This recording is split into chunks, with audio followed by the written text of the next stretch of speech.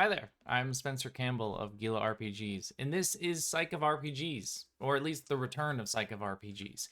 I am excited to bring this series back. This is a video series that I started years ago, back when COVID started, when I was taken sort of out of my job as a professor of psychology. I wasn't able to teach the way that I normally did, and I was diving into role playing game design really for the first time in my life. And I thought, hey, these things are combined together, and I've got a lot of time on my hand. Let me talk about these things. And I had a lot of fun doing that. And then I stopped because life got busy. And now, a few years removed from everything, I've wanted to kind of come back to this. I've wanted to come back to the idea of talking about psychology, role playing games, how they're related to one another.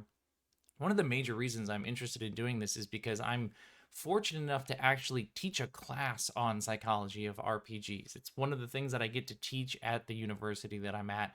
And so I thought, hey, why not kind of take some of these ideas that I talk about, slice them up into smaller videos, and share them with you all. I've changed a lot as a designer since I started the series. I've changed a lot as a psychologist since I started the series. So let's just do sort of a revival of everything. Like I said, I'm back. I did this before. You can go find all the previous videos. They're up online. There's 12 videos on YouTube. When I did those previous videos, they were primarily deep dives into particular psychological theories, areas of psychology that I think are interesting or at least relevant to RPGs, and then connecting them to games. The other thing that I did a couple times is that I picked games that they really resonated with me because they highlighted a particular psychological topic really well. And I did a sort of a deep dive into that and then talked about how it connected to theory. So I went the opposite direction.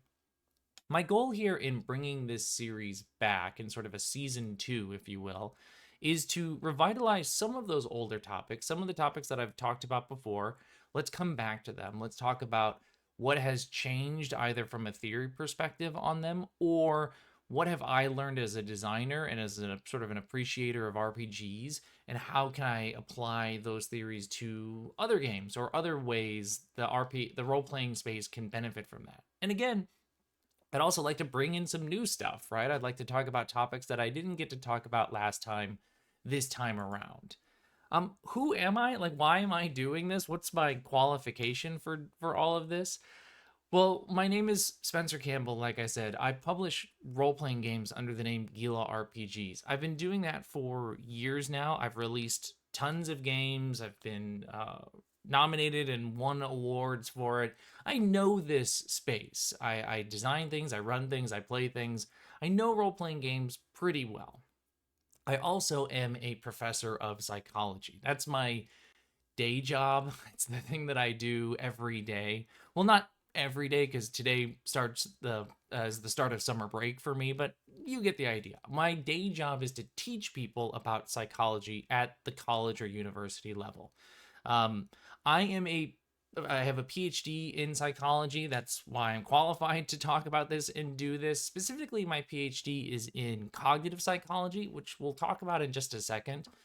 The other thing to note about my background, which will help you understand why I do this in the first place, is that when I was getting my PhD, I was able to sort of get a minor or a concentration, and I chose the learning sciences, which is, as the name implies, the science of how we learn things. So you can hopefully kind of gather between that and the fact that I'm a professor that education and teaching people is an important part of my life. I really, really love teaching people things. And obviously, I like teaching psychology because that's what I do. And so, my goal here with this series is to teach you things, to teach you little bits of psychology so that you can appreciate them, and then maybe find ways for you to bring those things to your role playing games. Now, I want to just address something real quick here, which is oftentimes when you talk about role playing games or role play and psychology, people will think of therapy. There's a few reasons people will think about therapy. One is literally the concept of role play is a thing that's used in therapy. It's very similar to what we think of when we think of role play in our games, where you take on different roles with your clinician or your counselor as you sort of work out whatever issue that it is that you are sort of seeking treatment for. So role play is a very familiar thing in therapy in the first place.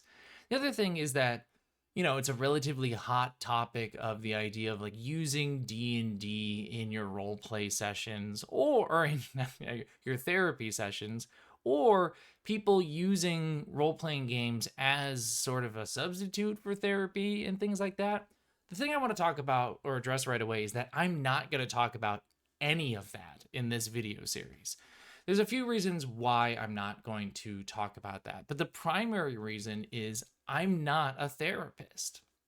My area of psychology is cognitive psychology. I'm not a clinician, I'm not a counselor, not a therapist. I have no background in mental health treatment.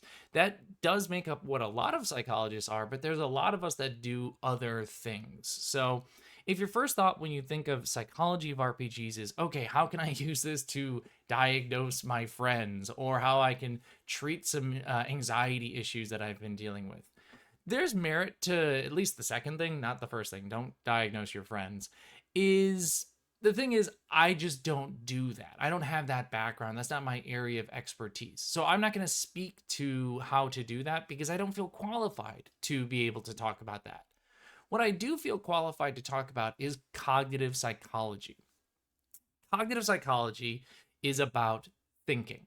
That's what cognition is. It's thought, it's mental processing of information. That's a pretty broad thing. So, what exactly does cognitive psychology talk about? Well, it covers a whole bunch of different topics. Memory is a big one. So, what do you hold into your mind temporarily, long term? That's that learning stuff that I talked about earlier. It's puzzle solving and problem solving. So that weird disc thing that you see in the bottom corner, it's the Tower of Hanoi or the Tower of London. It's a simple problem solving task that we use. We talk about creativity in cognitive psychology. We talk about language in cognitive psychology, how you acquire it, how you use it, how you process it. We talk about things like decision making. You make hundreds of decisions every single day. How do you make those decisions? What are the strategies that you use? All of that is in the realm of thought. And that's the stuff that I know a lot about. That's what my area of expertise is in. And hopefully, in having described all of that, you can kind of see that this stuff right here is games, right? This is what games are. Games are problem solving, they're decision making, they're creativity, they're using language, they're using memory. All of this stuff very, very directly connects to games in general. And then obviously, thus, it's going to connect to role playing games. And so that's the sort of perspective that I'm going to be taking. That's the expertise that I can bring to this video series. And thus, it's the lens by which this topic is going to be examined. So just sort of, again, to sort of set the stage for what this video series is going to be about, it's mostly going to be about cognitive psychology perspectives. That doesn't mean that I'm not going to talk about things that aren't cognitive psychology. I know about clinical mental health treatment. I know about social psychology. I know about developmental psychology. I have to know about these things because I teach broadly about psychology, so I have to have some background in them, but my expertise is in cognition. So you will see some videos that are going to be diving into some of these other realms, primarily in social psychology, because that's sort of my other area of like passion in psychology besides cognition. But again, mostly I'll be talking about things from a cognitive perspective. One thing I want to say, and hopefully this has kind of become clear, is that this is not a video series to teach you how to be a psychologist. This is a thing that I have to tell my students, my intro to psychology students, every single semester. By taking this class, or for you, by watching this video series, you are not a psychologist. You have not been trained to be a psychologist, so don't use this as a means of trying to diagnose your friends or treat your friends or diagnose yourself or anything like that. Already, again, I'm not going to be talking too much about the clinical mental health area of psychology, but it's important that I just say that right away, just so that you are going into this with the right mindset. My goal here is for you to sort of appreciate what RPGs are doing, the things that they're doing right in terms of lining up with psych theory, the things that maybe they're slipping on, or there's some missteps in terms of how the game is run or designed versus how maybe we think people should engage with a particular game. And then lastly, how can you take some of this theory and bring it into your life, right? Or into your game at the very least, right? So if you run games as a GM, what are some of the things that you can use to improve the games that you run? If you're a player and you're finding that you're struggling with some games, how can some of this stuff maybe help you bridge that gap between where you want to be with a game and where you are right now? And if you're a designer like me, how can you consider some of this stuff as you're thinking about your own designs? My goal here then is for you to learn something, right? I'm a learning scientist, I'm an educator. My goal, hopefully, then is for you to walk away with some of these videos and go, oh, I have a better appreciation of psychology and games as a result. So to sort of wrap up and get ourselves into season 2 here proper, the first video is up already. You can find links for it somewhere on the screen or down below. And it's about cognitive load, complexity, and working memory capacity. So that's the first video. You can find it up on YouTube right now. I am open to suggestions. If you have topics that you would like to learn more about, if you have psych topics that you think are really relevant to role-playing games, feel free to shout them out. Drop them in the comments or reach out to me somewhere, and I'd be happy to take them into consideration. And also, if you feel like any of the games that you either design yourself or that you run or that you read really resonate with some kind of psychological topic and you would like me to kind of do a deeper dive into that, again, shoot me a suggestion. I'd be happy to take a look at it and see if maybe it would be appropriate for a future video. So that's it. Season 2, Psychology of RPGs is back. I'm excited to be here, ready to teach you a little bit more about how psychology and role-playing games have a lot in common. Until next time, bye.